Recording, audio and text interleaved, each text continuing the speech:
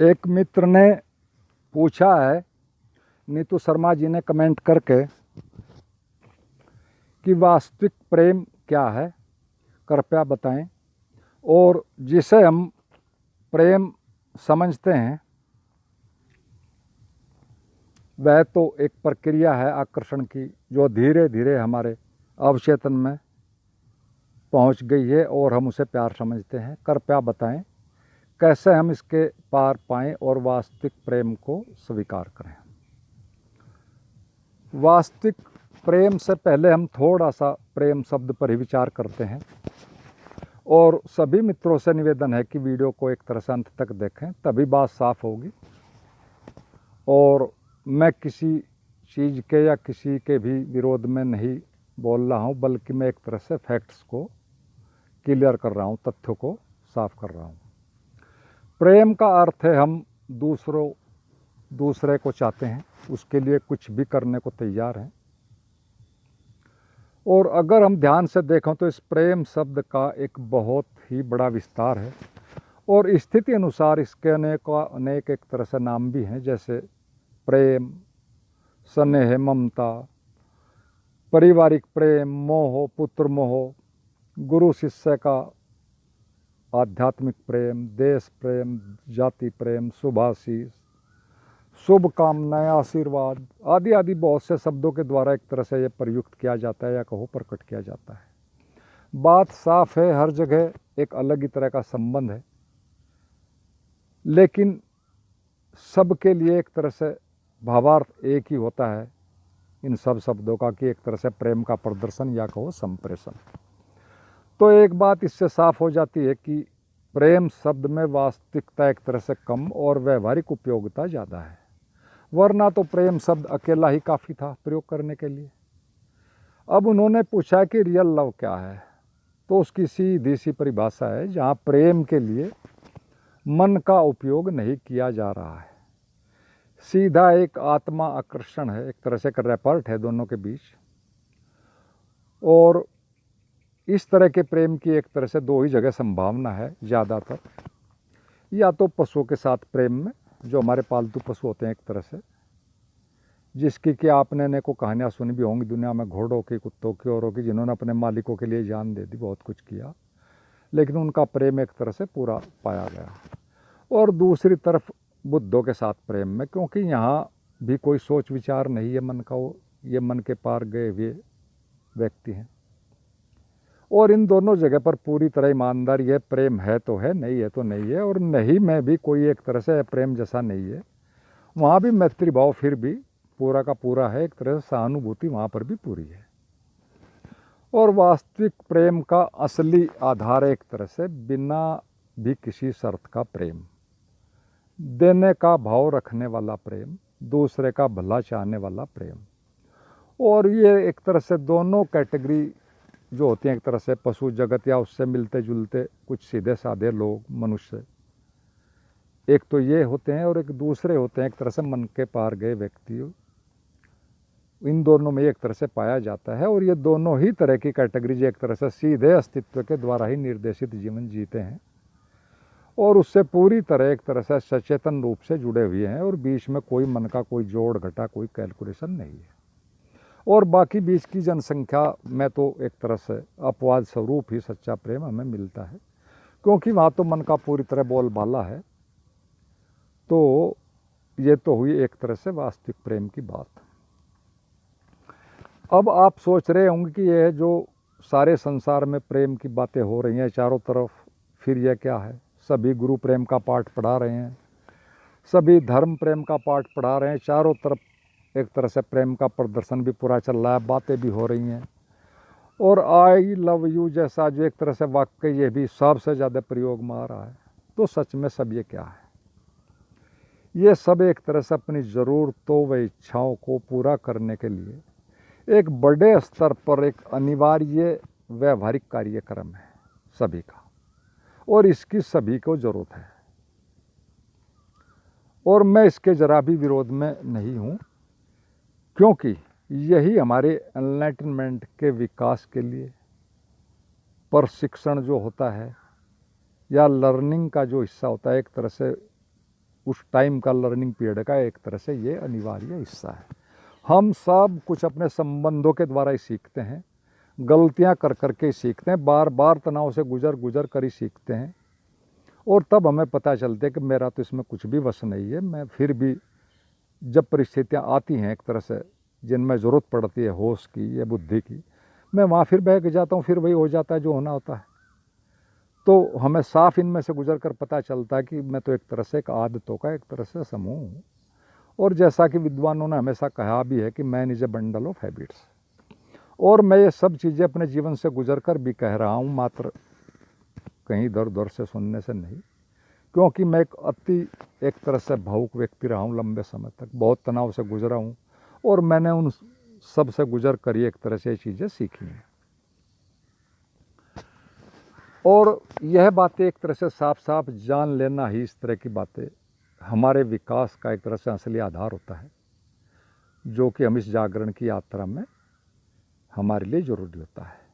और मेरा इस वीडियो के माध्यम से या और दूसरी भी सभी वीडियोज़ के माध्यम से एक ही बात स्पष्ट करने की कोशिश रहती है कि हम मनुष्य जीवन से जुड़े फैक्ट्स को एक तरह से जान लें, तथ्यों को समझ लें, स्वीकार कर लें, तो फिर हमारा जागरण एक तरह से एक अति सरल, सहज और स्वाभाविक प्रक्रिया हो जाएगी। और सच तो यह है कि मैं किसी बात के एक तरह से विरोध या समर्थन में कुछ ज़्यादा विश्वास ही नहीं रखता हूँ, क्योंकि यहाँ पर तो सभी चीज़ें एक दूसरे में बदल जाती हैं, कभी कभी तो एक दूसरे में और अपने से बिल्कुल विरोधी चीज़ों में बदल जाती हैं। और परिवर्तन ही एक तरह से एकमात्र सत्य है, तथ्य है और एक नियम है, महानियम है। बाकी सब तो एक तरह से संयोगिक एक तरह से बातें हैं या उपनियम है, जैसे कुछ भी आप कह सकते हैं। और जैसे ही ये चीज़ें हमें स्पष्ट होती हैं एक तरह से फैक्ट्स की, मनुष्य के मन के बारे में या मनुष्य के जीवन के बारे में, ये हमें साफ होती हैं और एक तरह से स्वीकार हो जाती हैं, तो फिर हम एक तरह से कुछ बिना किए धरे ही ज़्यादा स्वयं में रुकना ठहरना शुरू कर देते हैं, क्योंकि हमें जीवन की सच्चाइयों का पता चल जाता है। और यह पूरी तरह से अपने में ठहर जाना ही एक तरह से असली बात होती है, या कहो जागरण होता है, पूरी तरह ठहर जाना ही, या कहो यही जीवन का हमारा उद्देश्य होता है। अब मैं आपको जो प्रेम के नाम पर चल रहा है उसको एक तरह से थोड़ा सा स्पष्ट करूंगा या एक तरह से एक्सपोज करने की कोशिश करूंगा, ताकि आपको तथ्यों का पता चल जाए। और मैं आपको बताना चाहता हूं कि जीवन का लक्ष्य पुरानी बातों, मान्यताओं को ढोते रहना नहीं है, बल्कि जाग कर तथ्यों को साफ साफ देखना है, स्वीकार करना है, और अंत में फिर उन्हीं के द्वारा ही विकसित होते होते फिर परम सत्य को जानना है। और प्रेम का एक तरह से अति गुणगान या उससे सम्मोहित होकर मात्र भावुकता को ही सब समझ लेना कोई विकास वाली बात नहीं होती। वह तो एक तरह से एक मीठी, एक तरह से हमारी ज़रूरत है, एक मीठी एक तरह से जैसे एक गोली है जिसको हम चूसते रहते हैं, हमारा जीवन चलता रहता है, हमें एक अच्छा लगता रहता है एक तरह से, क्योंकि उसकी हमें एक तरह से दैनिक आवश्यकता है। उससे आगे की चीज़ों को हम समझ नहीं सकते, सहन नहीं कर सकते। और थोड़ा सा अगर आप जाग कर देखो तो जो बातें हम आज मान रहे हैं, दूसरों से आशाएं लगाए बैठे हैं, उनमें सच में कितनी सच्चाई है, या कि बस एक सिर्फ एक सोशल सम्मोहनी है, हिप्नोसिस। क्या परिस्थितियां बदल जाने पर भी वह बातें सही निकलती हैं जो आज हम सुन रहे हैं, एक दूसरे को कह रहे हैं? और यदि प्रेम सच्चा तो फिर क्यों लव मैरिज में इतने ज़्यादा एक तरह से डाइवोर्स होते हैं, सब ज़्यादा, वह दूसरी शादियों में भी होते हैं। तो क्यों ये सब होता है? क्यों एक शादीशुदा स्त्री या पुरुष अपने बच्चों को छोड़कर दूसरों के साथ संबंध बना लेता है, पूरे परिवार को छोड़कर दूसरी जगह चला जाता है, अपने बच्चों और परिवार को? क्यों स्वार्थ पूरा न होने पर एक तरह से पारिवारिक व मैत्रीपूर्ण रिश्ते सभी एक तरह से दुश्मनी में बदल जाते हैं, संबंध विच्छेद हो जाते हैं एक तरह से? और जिसे हम प्रेम समझकर जी रहे हैं उसमें तो अधिकतम केसों में जो कारण होते हैं, कोई न कोई हमारी ज़रूरत का पूरा होना होता है, कोई डर का होना होता है, उस वजह से हम दूसरों से अटैच रहते हैं हमेशा। कुछ हमारे प्रेम जिन्हें हम समझते हैं वो दूसरों के साथ रहने से हमेशा एक तरह से सहयोग की वजह से, साथ रहने की वजह से पैदा हो जाते हैं। एक दूसरे की आवश्यकताएं पूरा करने के कारण प्रेम हो जाते हैं। हमारे मन का एक अटैचमेंट का नियम है, जहाँ रहता है, जिस समाज में, जिस जगह, वहाँ पर अटैच कर ही लेता है, ये उसका नियम है। या फिर कोई मजबूरी भी हो सकती है जिससे हम एक दूसरों से जुड़े हुए होते हैं और फिर प्रेम पैदा हो जाता है एक बाई प्रोडक्ट के रूप में। एक सामाजिक पारिवारिक स्थिरता को बनाए रखना भी हो सकता है, ये सारी चीज़ें। और एक मुख्य कारण भी मैं आपको बताना चाहता हूँ इस प्रेम के संदर्भ में एक तरह से, और उसमें ज़्यादा डिटेल में जाने की तो कुछ ज़रूरत नहीं है, वो फिर लंबा हो जाएगा बहुत विषय। उसके मैं आपको थोड़ा सूत्र दे रहा हूँ, आप निरीक्षण कर सकते हैं अपने जीवन में, किए भी होंगे हम सब ने। मैंने भी बहुत उस तरह की चीज़ें जीवन में देखी हैं कि ये जो प्यार होता है या मैत्री होता है एक तरह से, ये हमारी बॉडी एनर्जी जो हमसे रेडिएट होती रहती है, सभी जीवधारियों से होती है वैसे तो, ये जो हर वक्त हमसे रेडिएट होती रहती है बॉडी एनर्जी हमारी, एक तरह से उसके एक दूसरे से मैच हो जाने के कारण भी हमारी मैत्री हो जाती है, प्रेम हो जाता है। और ऐसे बहुत से केस पाए गए हैं दुनिया में कि कोई पुरुष या स्त्री एक तरह से एक दूसरे बिना किसी भी स्पष्ट कारण के दूसरे के पीछे एक तरह से पागलपन की हद तक दीवाने हो जाते हैं, और कारण होता है मात्र बॉडी एनर्जी की पूरी मैचिंग। और इस तरह के बहुत केसेज हैं, उनमें हम ज़्यादा नहीं जाते। एक दो केस मैं आपको बताता हूँ। दो बहनें इस तरह की इंग्लैंड में थी, वो एक ही युवक के पीछे पागल हो गई, और कई बार तक तो उस युवक की शिकायत पर उन्हें जेल में भी जाना पड़ा, लेकिन वो दोनों उसके प्यार में हमेशा पागल ही रहे अंतिम अपने जीवन के क्षणों तक। इसी तरह के प्रयोग 50 वर्ष पहले एक जर्मन मनोवैज्ञानिक ने भी किए थे, बॉडी एनर्जी पर काम किया था, बहुत कुछ उसने काम किया था। वह एक बॉक्स के अंदर नवविवाहित जो एक तरह से जोड़े होते थे उनको रखता था किसी तरह, उनको मनाकर, और वो वहाँ सेक्स करते थे, और उनसे जो एनर्जी एक तरह से रेडिएट होती थी सेक्स के दौरान, वो उस बॉक्स में जो इस तरह की उसने बनाया था वो दीवारें उसकी सोख लेती थी। फिर उस बॉक्स में वो दूसरे मरीजों को रख सकता था, एक तरह से जो इम्पोर्टेंसी के होते थे, नपुंसकता के मरीज थे, या दूसरे और तरह के जो बॉडी एनर्जी के एक या प्राण ऊर्जा के एक तरह से वीक होने के पेशेंट थे, उनको 5-5, 4-4 घंटे रोज रखता 2-4 दिन, और वो एक तरह से आश्चर्यजनक रूप से ठीक होने लगे थे। फिर वह बहुत प्रसिद्ध हो गया, उसका काम काफ़ी चल गया, और फिर उसी के दूसरे पेशेवर लोगों ने उस पर एक तरह से बहुत आरोप लगाए, वो पहुँच वाले थे, तांत्रिक प्रयोग करने के आरोप लगाए और कुछ लगाए, और उन्होंने अपनी पहुंच के दम पर उसे जेल में भिजवा दिया, और अंततः वह पागल खाने में गया बेचारा, और वहीं पर अंत में मर गया। कारण सिर्फ एक था कि प्रतिष्ठित लोगों का बिजनेस चौपट होने लगा था। उसकी वैज्ञानिक जो एक तरह से अप्रोच थी उस पर किसी ने ध्यान नहीं दिया। और बॉडी एनर्जी पर तो और भी बहुत प्रयोग हुए हैं, नवविवाहित जोड़ों पर किए हैं वैज्ञानिकों ने। शुरू के संभोगों में जो होती है नई नई शादी में, उसमें ऊर्जा बहुत ज़्यादा निकलती है, और यहाँ तक निकलती है कि कमरों में छोटी छोटी चीज़ें तक भी गिर जाती हैं उस दौरान। और यहाँ तक कि 1-2 केसेज में तो ये भी हुआ कि कमरों में आग तक भी लग जाती है। सारे ऑन रिकॉर्ड चीज़ें हैं, और यह सब प्रयोगों में पाई गई हुई बातें मैं कह रहा हूँ बॉडी एनर्जी के बारे में। तो इसमें ज़्यादा डिटेल में तो यहाँ जानने की कोई बात नहीं है। एक तरह से इससे ही थोड़ा आपको समझ लेना चाहिए कि ये भी एक बहुत बड़ा फैक्टर है हमारे जो प्रेम संबंध होते हैं, मैत्री जन्म कहते हैं। और अब मैं थोड़ा सा प्रेम के बारे में एक और चीज़ों को मैं बताना चाहता हूँ। अपने हार्मोन्स हमारे अंदर जो होते हैं उनके बारे में भी थोड़ी कुछ चीज़ें मैं और आपको स्पष्ट करता हूँ। यह विषय तो वैसे बहुत लंबा है एंडोक्राइनोलॉजी का, लेकिन फिर भी हम इसे संक्षेप में समझते हैं प्यार के संदर्भ में, जिससे हम प्रेमी प्रेमिका का प्यार कहते हैं, पति पत्नी का प्रेम कहते हैं, दिल को जिसमें जिम्मेदार मानते हैं। बहुत सी बातें दिल के बारे में चलती रहती हैं। दरअसल ये सारा का सारा खेल हमारे न्यूरोकेमिकल्स का है, या कहो हार्मोन्स का है। दिल को हम इसमें वैसे ही बेचारे को बेवजह फिट कर लेते हैं, और सारी की सारी हमारी इस संदर्भ में, प्रेम के संदर्भ में जो भाग दौड़ हम करते हैं जीवन भर, वो सारी की सारी हमारे केमिकल्स की, न्यूरोकेमिकल्स के, हार्मोन्स की वजह से होता है।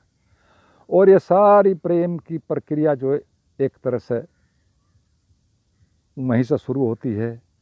और इसमें भी हम थोड़ा समझते हैं कैसे हम एक युवावस्था में कैसे एक प्रेम के नशे में ये हार्मोन्स हमें ले जाते हैं। यह खेल शुरू होता है एक हार्मोन से, एक तरह से ऑक्सीटोसिन से, जिससे कि हम जो अक्सर टीनेजर्स में शुरू हो जाता है लड़के लड़कियों में सभी में बनना, और इससे हम एक तरह से लव हार्मोन भी कहते हैं, बॉन्डिंग हार्मोन भी कहते हैं, बांध कर रखने वाला हार्मोन। और ये जैसे ही शुरू होता है तो फिर इसमें भी दो बातें समझने की होती हैं। प्राकृतिक तौर पर यह स्त्रियों में अधिक होता है और पुरुषों में कम होता है, और इसीलिए स्त्रियां इसके ज़्यादा होने के कारण ही इमोशनल बहुत होती हैं और प्यार में एक तरह से स्थायीपन उनके अंदर ज़्यादा होता है, वो हर कीमत पर निभाने की कोशिश करती हैं प्रेम को, रिश्तों को। जबकि पुरुष अक्सर कुछ समय बाद एक तरह से बदल जाते हैं और इधर उधर भी भटक सकते हैं इसके कमी के कारण। और इसी हार्मोन के कारण एक तरह से युवा लोग या स्त्री पुरुष एक दूसरे को चाहने लगते हैं, फिर उनकी बॉडी भी उस तरह से उनको सपोर्ट करती है, और फिर एक दूसरे की यादों में रहते हैं, फ़ोटोज़ देखते हैं, हग करते हैं, बातें सोचते हैं, कल्पनाएं करते हैं, और फिर उससे सारा का सारा ये हार्मोन एक तरह से बढ़ता जाता है। और जैसे ये बढ़ता है, ज़्यादा ही कल्पनाएं करते हैं, फिर एक तुरंत एक और घटना घटती है। जैसे ये प्यार का खेल तो ये शुरू कर देता है हार्मोन, ये तो आधारभूत हार्मोन है, और फिर अचानक 3 हार्मोन एकदम से पैदा हो जाते हैं हमारी बॉडी में, जो वैज्ञानिक रिसर्चों में बार बार पाया गया है। वो तीनों एक साथ होते हैं और एक इकट्ठा काम करते हैं। उनमें एक है सेरोटोनिन, एक डोपामिन, एक नॉरपिनेफ्रिन, और ये तीनों के अलग अलग गुण होते हैं। सेरोटोनिन एक तरह से बहुत बेफिक्री देता हमें, बेफिक्री में का भाव, मौज मस्ती का भाव, निश्चिंतता का भाव एक तरह से, और डोपामिन बहुत खुशी का भाव देता है, और नॉरपिनेफ्रिन जो एक तरह से ये उन दोनों को फोकस करता है, फोकस करने का हमारे अंदर एक तरह से क्वालिटी पैदा कर देता है। और इन तीनों को पैदा होने से ही जो इस तरह के जो प्रेमी प्रेमिका होते हैं उनके अंदर एक बहुत एक रोमांच हो जाता है, एक बड़ी बेफिक्री, एक हवाई कल्पनाओं में घूम जाते जहाँ उन्हें कोई खतरा ही नज़र नहीं आता, और वो कुछ भी कर देते हैं। और ये और भी साथ साथ एक और काम भी करते हैं, तीनों हार्मोन्स का जो ये जोड़ा है वो भाव तो उनके अंदर पैदा करता है, ये एक तरह से एक नशा पैदा कर देता है, रियल नशा। और दूसरी ओर इसके साथ ही साथ एक और काम करते हैं तीनों, कि ब्रेन का जो एक तरह से एनालिटिकल पार्ट होता है, जो सोच समझने की बात करता है, विश्लेषण करता है, बुद्धि की करता है, ये उसको एक तरह से सप्रेस कर देते हैं, और जो इमोशनल पार्ट होता है ब्रेन का हमारा, उसको एक तरह से बढ़ा देते हैं। और ऐसी स्थिति में प्रेमी युगल या प्रेमी प्रेमिका वो कुछ भी कर सकते हैं, वो कोई भी गलत सही फैसले का उन्हें पता ही नहीं होता, वो कुछ भी कर सकते हैं, और फिर वो गलत सलत भी हो जाती हैं। आप सब देखते हैं रोज़ समाज में सुसाइड तक के भी और क्या क्या हो जाते हैं। तो ये एक तरह से तीनों जो हैं मस्तिष्क में एक नए तरह का रोमांच, एक बिल्कुल ही अजीबोगरीब रोमांच पैदा कर देते हैं, हवाई कल्पनाएं। और फिर होता क्या है कि उसके बाद फिर शादी हो जाती है, और ऑक्सीटोसिन जो कि शुरू से आधारभूत है, काम कर ही रहा है, वो फिर से ये तो यहाँ तक काम करते हैं, और उसके बाद भी इनका प्रभाव रहता है तीनों का। इनका प्रभाव ज़्यादातर 6 साल तक और कम से कम 2 साल तक भी रहता है, शादी के बाद तक भी।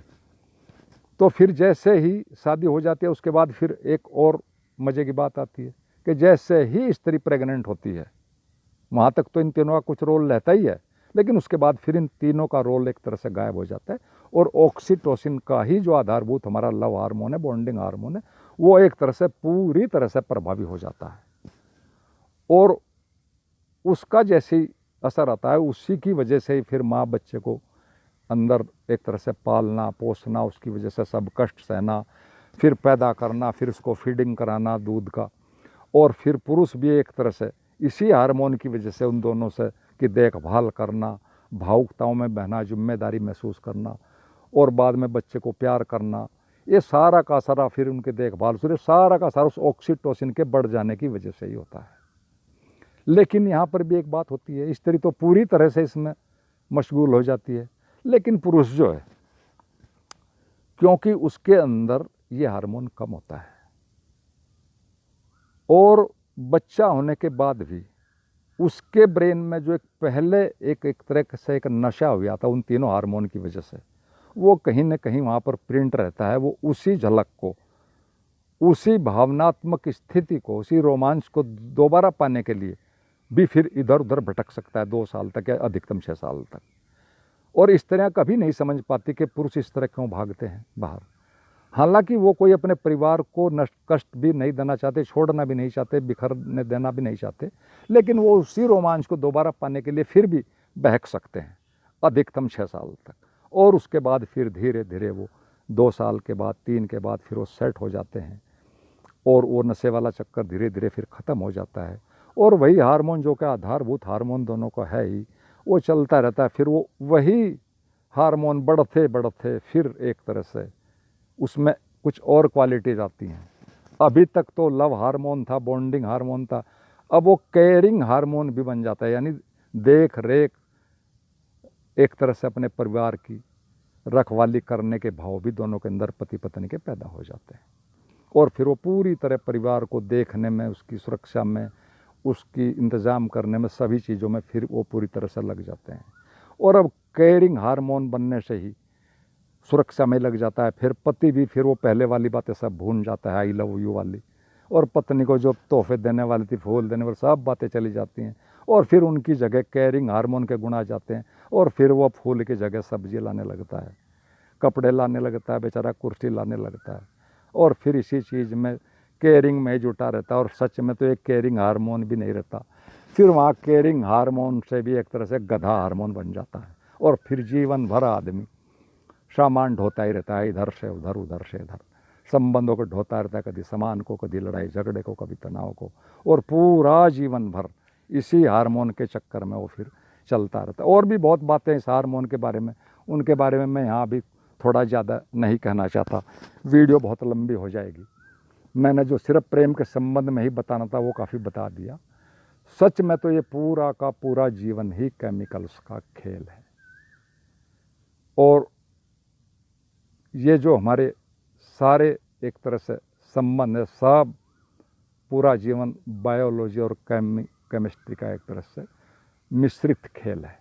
इसको हम अभी थोड़ा यहीं रोकते हैं, कुछ और चीज़ों को समझते हैं, क्योंकि वीडियो बहुत लंबा होता जा रहा है और आप ये भी सोचने लगोगे कि मैंने क्या आपको केमिस्ट्री बायोलॉजी पढ़ानी शुरू कर दी। तो हम थोड़ा सा और चीज़ों को समझते हैं कि ये तो खेल है ही केमिस्ट्री का सारा। और हम होश ना होने के कारण, अवेयर ना होने के कारण, बॉडी माइंड केंद्रित होने के कारण इस सारे खेल में एक तरह से हम कर्ता बन जाते हैं।